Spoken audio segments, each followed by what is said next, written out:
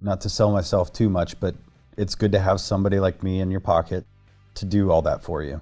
I don't think molders necessarily like quoting with me because I'm going, hey, why is this high? Why is this high? That looks good, but you're way off track here, you know?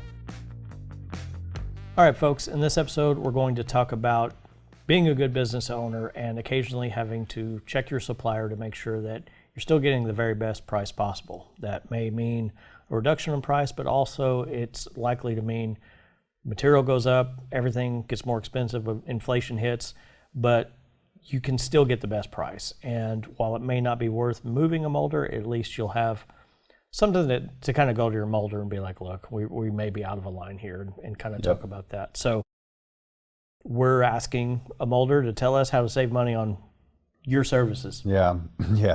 That's going to make you some friends. Yeah, I know.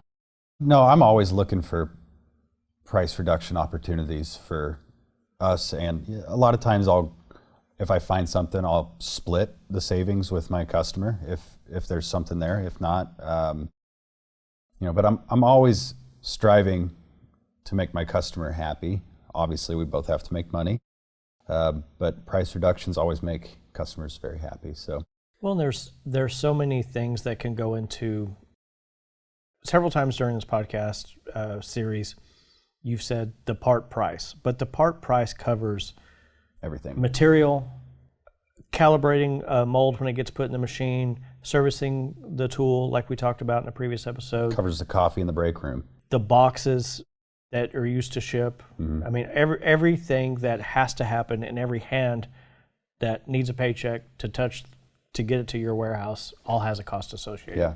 Yeah. So normally the easiest cost once something's in production is to look at alternatives, which we've talked about. Sometimes there's opportunities out there, we call them spot buys, that are, maybe it's a slug of material that might be just slightly out of spec for somebody, but we're able to go in and buy it at a very discounted price. So we'll go to the customer and say, hey, if we commit to this, we can both go into it together. It'll last you about 6 months, but it'll save you 15 cents a pound, and over, a few 100,000 parts can really add up. When you should probably check your molder or manufacturer is you're getting hit with multiple increases over a year.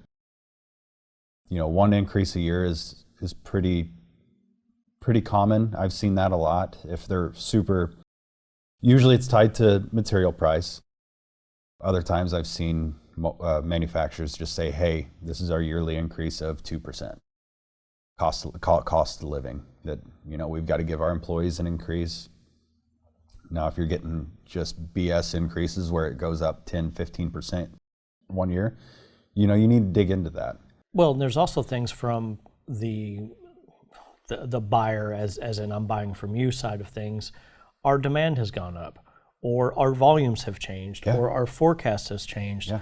And if parts are priced largely on volume and there's a significant difference, plus or minus, that's going to have an effect. Yeah, if all of a sudden you double or just don't even say double, you go up 30% year over year, you're growing at a 30% clip.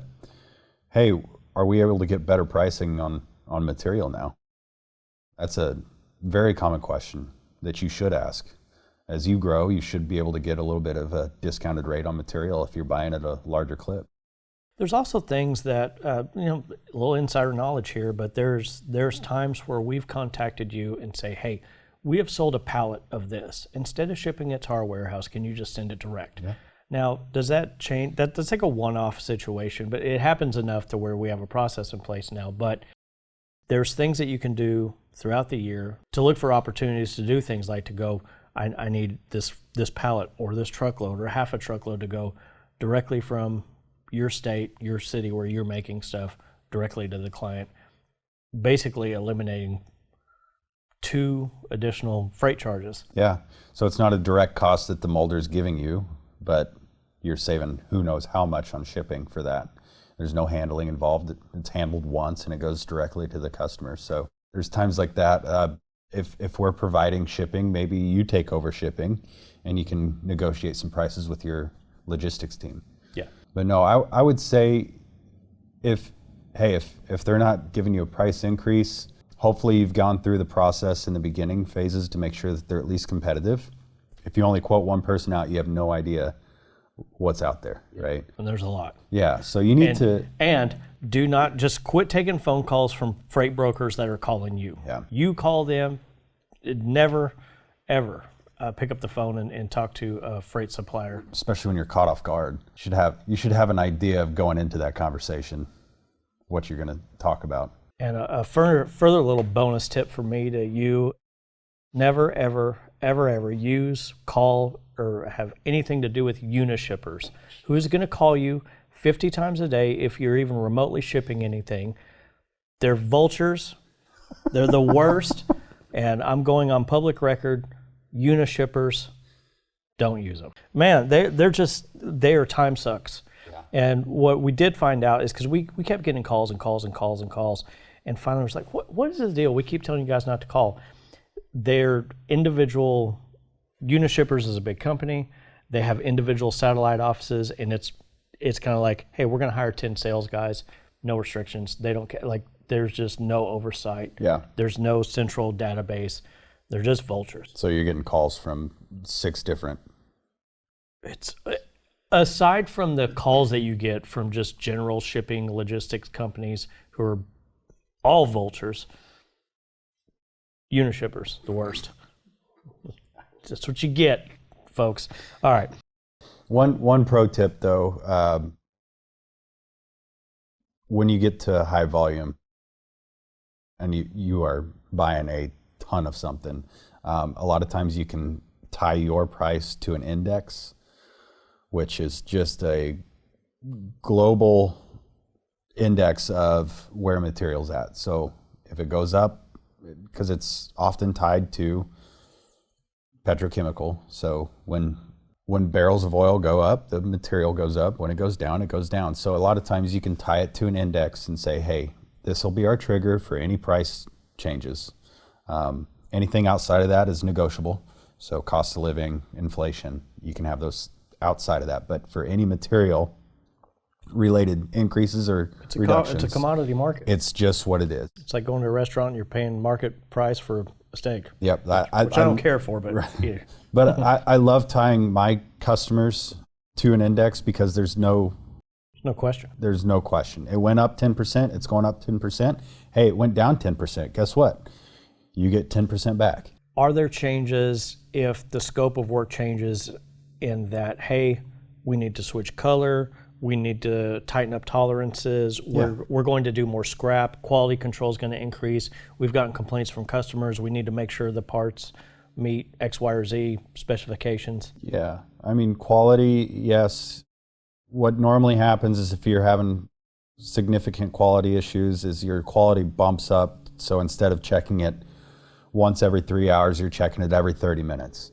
Could you also check for prices whenever communication becomes wonky from your salesperson, like they're reactive instead of proactive? Maybe they quit calling you. Maybe you feel like they've taken on new business and you're feeling less than or something like that. Yeah, I would say that's time for a face-to-face visit. Go in, get a few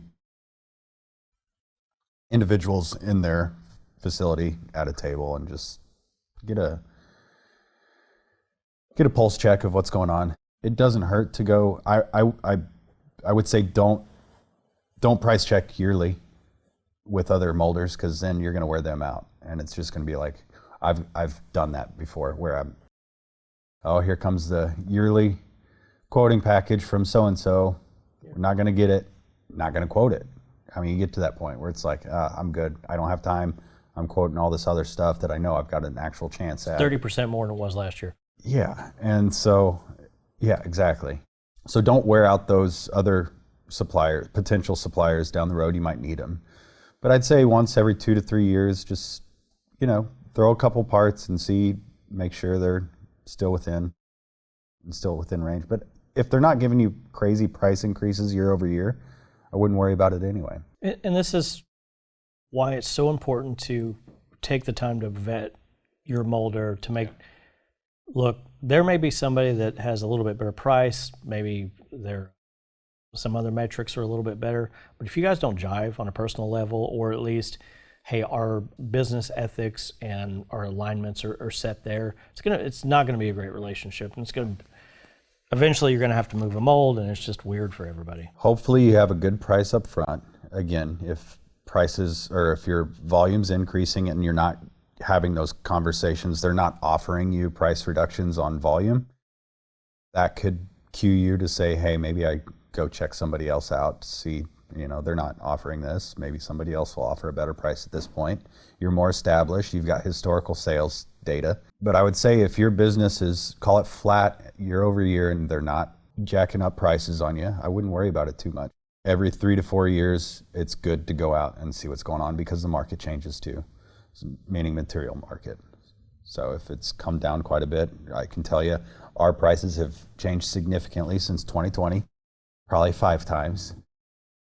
Started low, went crazy high, now it's back to where it probably should be. So it's good to just keep tabs on it. If you can have a relationship with the material supplier, you can get on their email chain and just kind of see trends of what's going on in the material market. So it gives you at least a little bit of insight.